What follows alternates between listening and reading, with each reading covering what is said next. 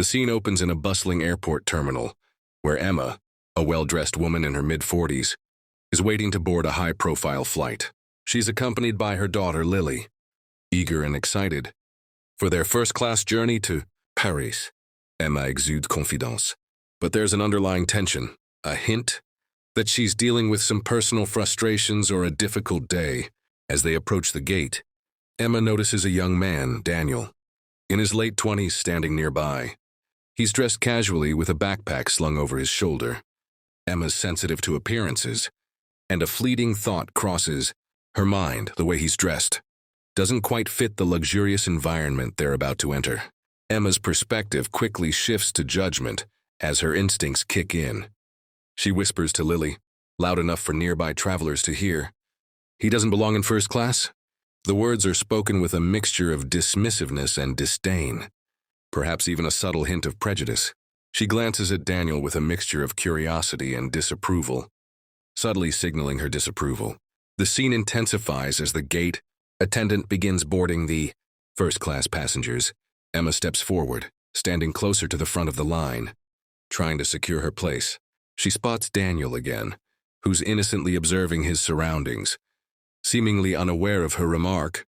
This moment sets the stage for the inevitable confrontation, where Emma's classism and assumptions will be challenged. Suddenly, an authoritative voice over the intercom announces, "Ladies and gentlemen, we are pleased to welcome our captain, Captain Robert Miles, to the flight. Please prepare for boarding." The crowd gathers their belongings, and Emma and Lily head toward the aircraft, while Daniel lingers momentarily, one foot in and one foot out of the boarding corridor. As Emma steps onto the plane, she's filled with a sense of privilege. Her world revolves around appearances and social status. But little does she know, the pilot's presence in her story is about to change everything.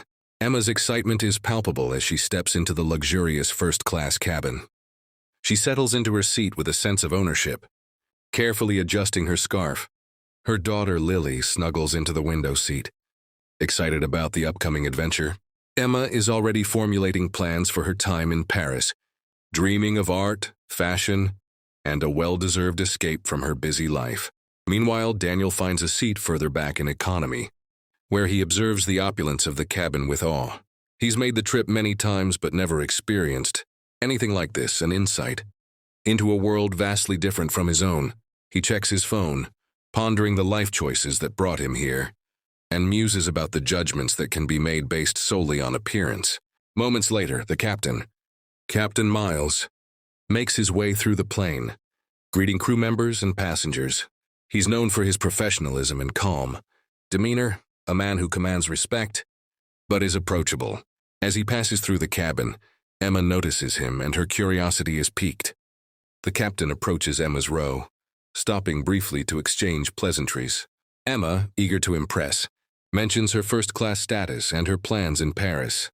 The captain nods, politely but remains reserved, his experience telling him there's more beneath the surface. In the meantime, Daniel engages in quiet conversation with a fellow passenger, reflecting on what he saw outside, the snobbery, the assumptions, and the social divide. For him, it's a reminder of how fragile the veneer of civility can be. This sets the foundation for the upcoming conflict, emphasizing themes of social class, judgment, and human dignity. Suddenly, the flight takes off, the plane ascending into the clouds. Emma feels the thrill of luxury, unaware that the flight's story is only beginning to unfold.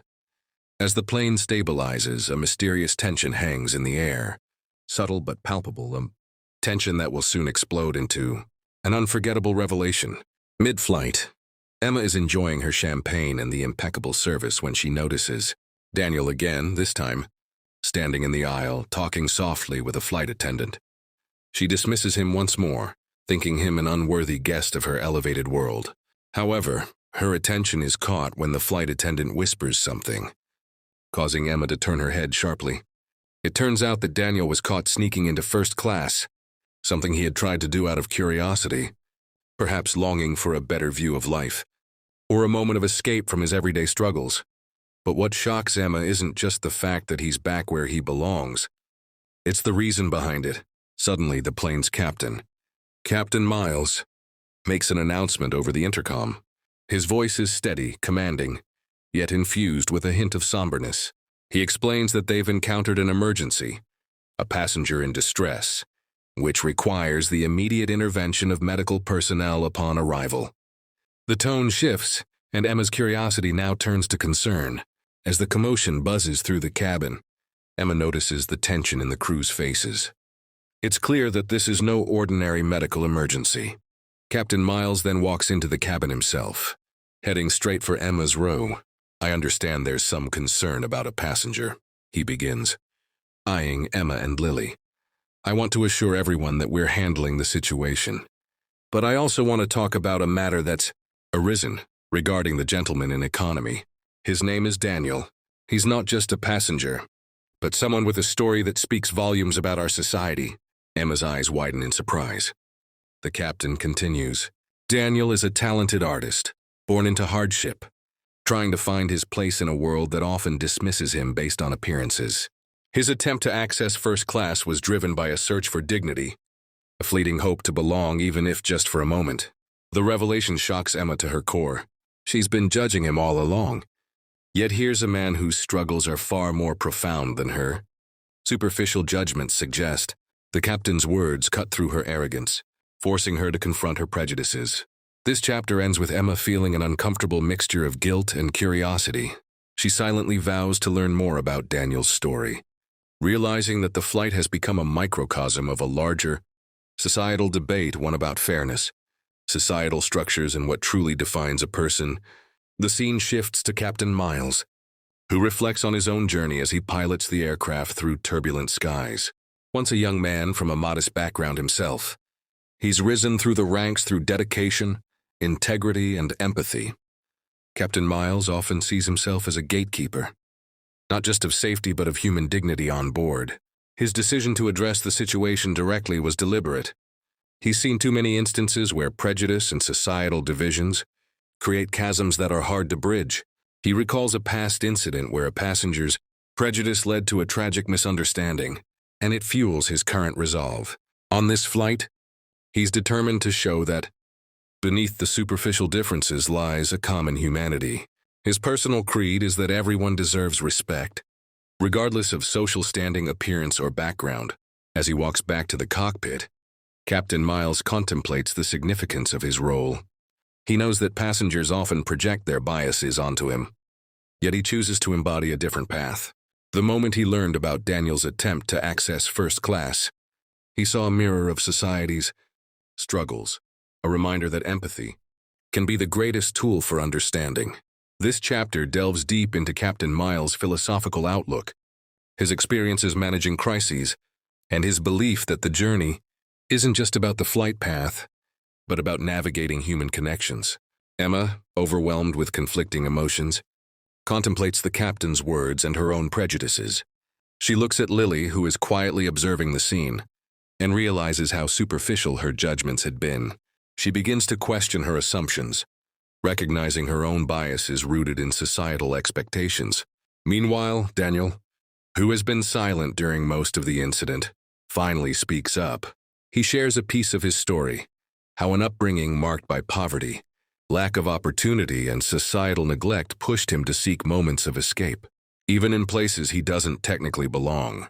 His voice trembles with emotion as he explains that his act wasn't about entitlement but a cry for dignity. Emma listens, and for the first time, she perceives Daniel not as an outsider but as a fellow human being with hopes and struggles. The reality hits hard.